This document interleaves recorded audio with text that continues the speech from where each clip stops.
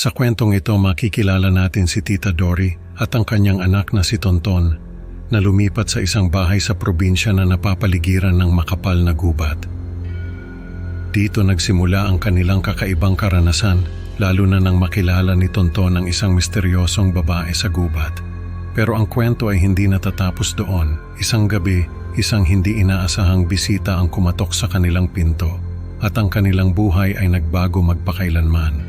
Panoorin niyo ang buong video para malaman kung paano sila iniligtas ng isang nilalang na akala natin ay dapat katakutan. Ngunit sa huli ay naging kanilang tagapagtanggol. Kumusta po? Tawagin niyo na lang po akong Tita Dory. May anak po ako, si Tonton. Nung mga 5 years old pa lang si Tonton, lumipat kami sa isang bahay sa probinsya. Namatay kasi yung asawa ko sa isang aksidente. Hindi ko makayanan yung lungkot sa Manila, kaya nag-decide ako na umuwi sa probinsya at doon muna tumira. Yung bahay na nakuha namin sa probinsya ay napapaligiran ng makapal na gubat. Hindi naman siya sobrang luma, may mga nakatira pa nga roon bago kami. Pero dahil nga sa gubat ay kakaiba yung experience namin doon. Si Tonton, nakahanap siya ng ginhawa sa kalikasan. Lagi siyang naglalaro sa labas sa paligid ng bahay. Lagi niyang sinasabi na may nakikita siyang mga hayop sa gubat. Pero hindi ako nag-aalala. Alam kong hindi siya lalayo sa bahay. May isang pagkakataon na sinabi ni Tonton na habang naglalaro siya sa gubat, may nakilala siyang babae. Sabi niya, maganda raw yung babae at nakikipaglaro sa kanya. Parang matagal na silang magkaibigan. Ang tawag niya sa babae ay ng babae dahil daw yun ang tawag ng babae sa sarili niya. Imagination lang siguro ni Tonton. Nung mga panahon na yon ay hindi pa uso yung mga gadgets kaya siguro kung ano-ano na lang ang naiisip niya.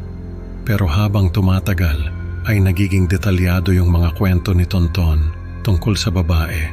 Sabi niya, may malaking puno raw na tinitirhan yung babae. Doon daw nagtatago yung babae kapag may ibang tao na dumaraan sa gubat. Doon na ako nag-alala. Yung mga matatanda kasi sa baryo, sabi nila kapag may malaking puno na tinitirhan ng isang nilalang, ay kapre ang nilalang na yon. Hindi ko naman sinasabi kay Tonton na tigilan na niya yung pakikipaglaro sa babae. Baka kasi lalo lang siyang ma-curious. Sa halip, ay pinapagalitan ko na lang siya kapag umaalis siya at pumapasok sa gubat. Isang araw pinakita sa akin ni Tonton yung mga drawing niya. Doon ko na nakita yung itsura ng kapre.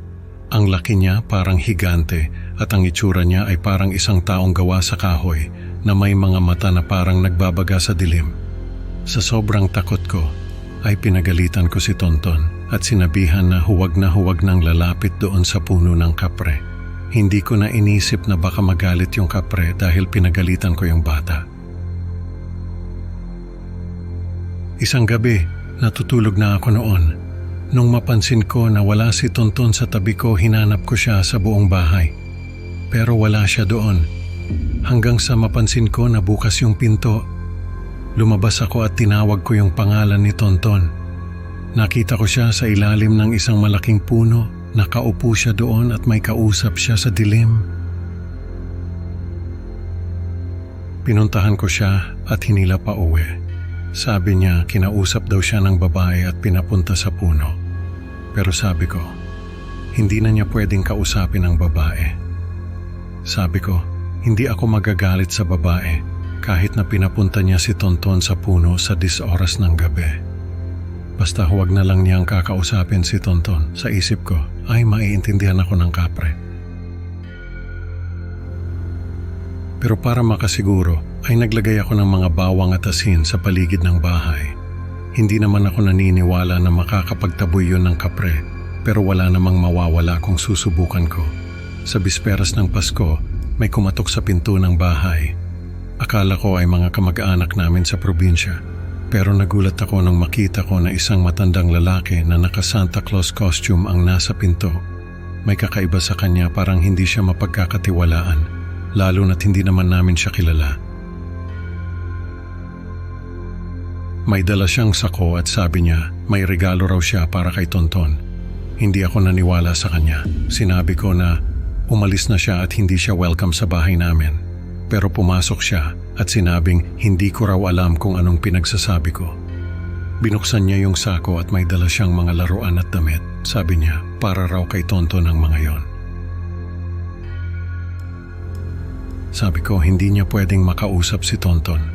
Pero nagalit siya at sinabing hindi ko raw alam kung sino ang kinakausap ko. Bigla siyang naglabas ng baril at tinutok sa akin. Sabi niya, papatayin daw niya ako kapag hindi ko siya pinapasok sa kwarto ni Tonton. Akala ko ay katapusan na namin ni Tonton pero biglang nagkaroon ng malakas na hangin. Nabasag yung bintana at sa bintana ay sumilip yung kapre. Nagulat yung matanda at tinutukan ng baril yung kapre. Pero bago pa siya makaputok ay tinadyakan siya ng kapre. Tumilapon siya sa pader at nabitawan yung baril. Lumapit sa kanya yung kapre at bigla itong nagbago ng anyo. Naging kamukha siya ng matanda. Sabi ng kapre, hindi raw siya natatakot sa matanda. Sabi pa niya, hindi raw niya alam kung ano ang Santa Claus pero sa palagay niya ay hindi ito dapat natatakot sa kanya. Sumugod yung matanda sa kapre at sinuntok ito. Pero hindi na tinag yung kapre. Inangat niya yung matanda at binato ito sa bintana. Tumalsik palabas yung matanda at nagmakaawa na huwag siyang patayin. Pero lumabas yung kapre parang isang anino sa dilim at dinaganan yung matanda. Pinapakita na kahit nilalang siya, handa siyang ipagtanggol kami. Nadinig ko na lang na nagkikrak yung mga buto ng matanda. Pagkatapos ay tinapon ng kapre yung katawan ng matanda sa gubat. Nagpasalamat ako sa kapre at sabi ko, hindi ko alam kung paano ako makakabawi sa kanya. Sabi niya, dati raw siyang tagapagtanggol ng gubat. Kapag may mga tao na gustong sirain ang gubat, ay tinatakot niya ang mga ito. Pero nagbago na raw ang panahon. Wala na raw siyang kakayahan na ipagtanggol ang gubat dahil sa mga chainsaw at iba pang makabagong kagamitan ng mga tao. Kaya nagtatago na lang siya sa mga puno. Pero sa pagkakataong ito ay nagawa niyang ipagtanggol kami sa masamang tao. Sabi ko, hindi ko na iistorbohin si Tonton sa paglalaro sa kanya. Pero sabi niya, hindi na raw niya kakausapin si Tonton kasi baka raw masaktan ito sa mga bagay na hindi niya kayang ipaliwanag o intindihin. Nung Pasko mismo ay umalis na kami sa bahay na yon. Bumalik kami sa Manila at doon na lang nagpatuloy ng buhay. Sa totoo lang ay natakot ako sa kapre. Pero nandoon yung respeto sa kanya at yung pasasalamat na kahit sa kabila ng takot ay may nagligtas sa amin. Dahil sa kabila ng pagiging nilalang niya ay nagawa niyang ipagtanggol kami ni Tonton. Kung tutuusin ay hindi naman niya obligasyon na gawin yon. Sa paglipas ng mga taon ay lagi namin naaalala ni Tonton yung kapre na yon. Lagi namin naaalala yung kabutihan niya at kung paano niya kami iniligtas doon sa Santa Claus na yon. Sa kwentong ito natutunan natin na ang mga nilalang na kinatatakutan natin ay maaari palang maging tagapagtanggol sa oras ng panganib. Maraming salamat sa pakikinig mga kaibigan. Huwag kalimutang mag-like at subscribe para sa mas marami pang nakakatakot na kwento. Excited na akong makita kayo sa susunod na upload. Hanggang sa muli, ingat sa mga anino sa dilim